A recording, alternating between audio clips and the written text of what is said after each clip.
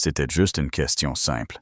6 petits mots, mais du genre qui peut te renverser la vie en une seconde. Je peux manger avec toi. Il leva les yeux, son chili encore fumant dans une barquette en carton. Et elle était là, cette fille maigre, les cheveux en bataille, un manteau bien trop grand pour elle, qui lui tombait presque jusqu'aux genoux. Pas de maquillage, pas de vernis, pas de façade, juste la survie, brute, debout, comme si le trottoir l'avait recraché.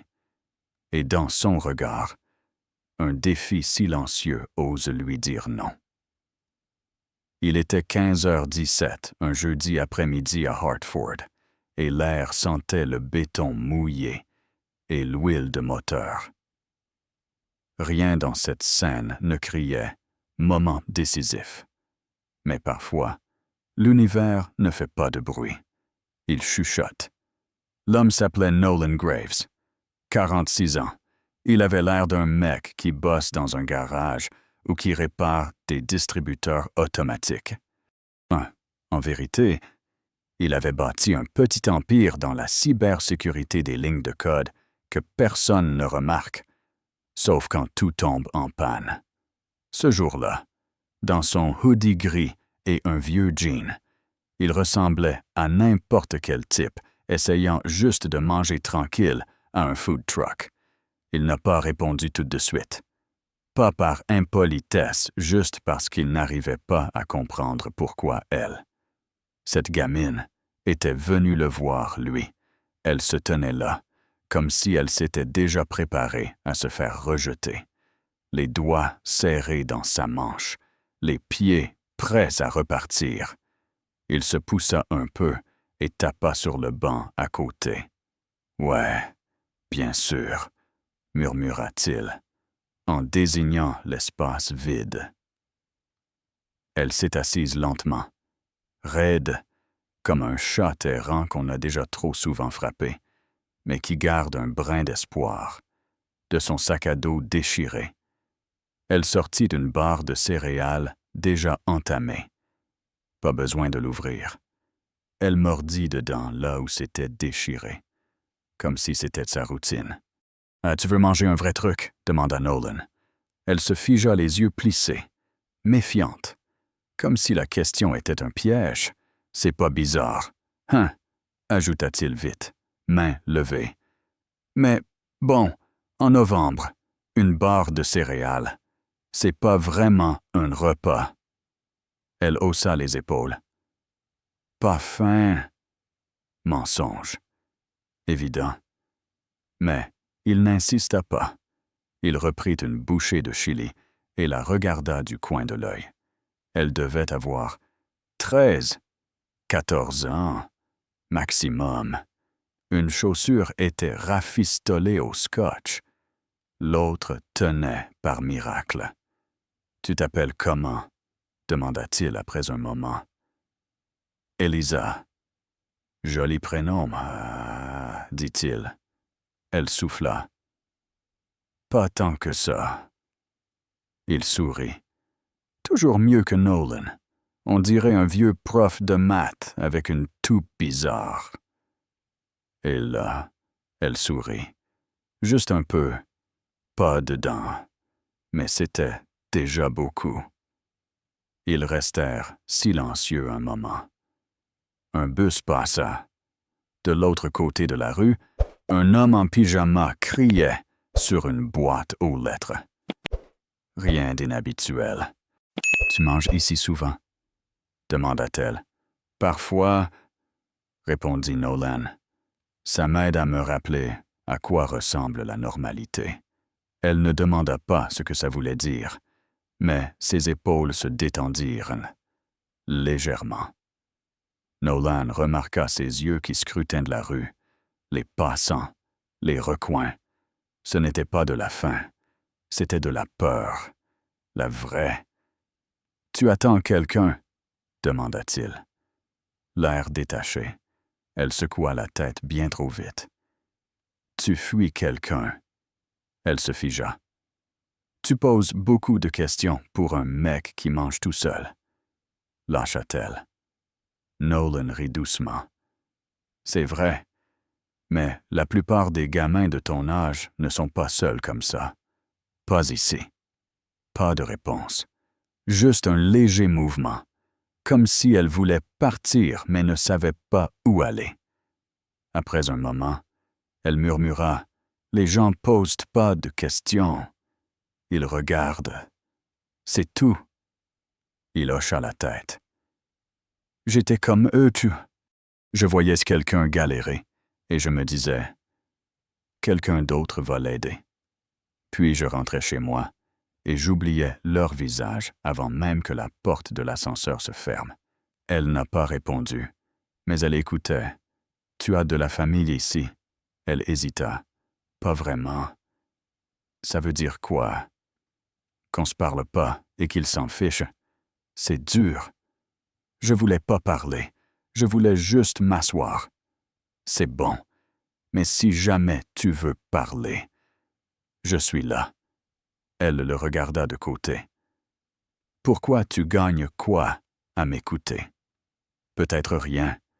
Ou peut-être que je sais ce que ça fait de manquer de quelqu'un. » Elle ne s'est pas levée.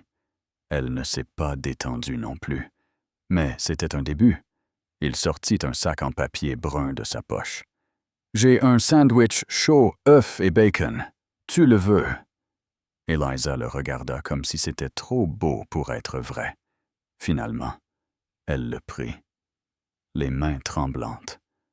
Elle le sentit, puis mordit dedans.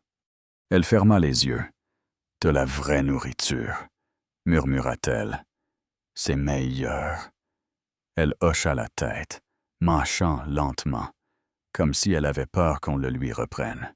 « Tu fais quoi comme boulot? » demanda-t-elle. « Du logiciel. J'empêche les hackers de foutre le bazar. » Elle leva un sourcil. « T'es genre un flic pour Internet. » Il rit. « Plus ou moins. Ça paye les factures. » Faut que ça paye bien. Si tu donnes des sandwichs... Il haussa les épaules. Un pigeon passa devant eux. Cette fois, elle ne sursauta pas. « T'es marié? » demanda-t-elle d'un coup. Il secoua la tête. « Je l'étais, plus maintenant. Je me demandais juste si quelqu'un t'attend chez toi. Tu vas me voler, blagua-t-il. Elle sourit, mais ses yeux. « Non, non, je vole pas. Mauvais karma. » Puis sa voix devint grave. « Je parle pas souvent, homme. » Nolan ne demanda pas pourquoi. Il resta silencieux. Ils veulent pas parler. Ils veulent autre chose. Il sentit son cœur se serrer. « Je comprends, » dit-il doucement, « mais je suis pas comme ça. » Elle ne le croyait pas. Pas encore. « Je suis pas là pour te réparer. Je suis pas un héros. Je suis pas doué avec les mots, mais je peux rester assis et t'écouter. » Elle détourna les yeux. « Tu continues à parler comme ça. Je vais finir par te croire. » Un silence lourd s'installa. « T'as déjà perdu quelqu'un? » « Mon frère, accident de voiture, 10 ans plus tôt. » « C'est propre, » dit-elle. « Rapide. » Elle inspira forte.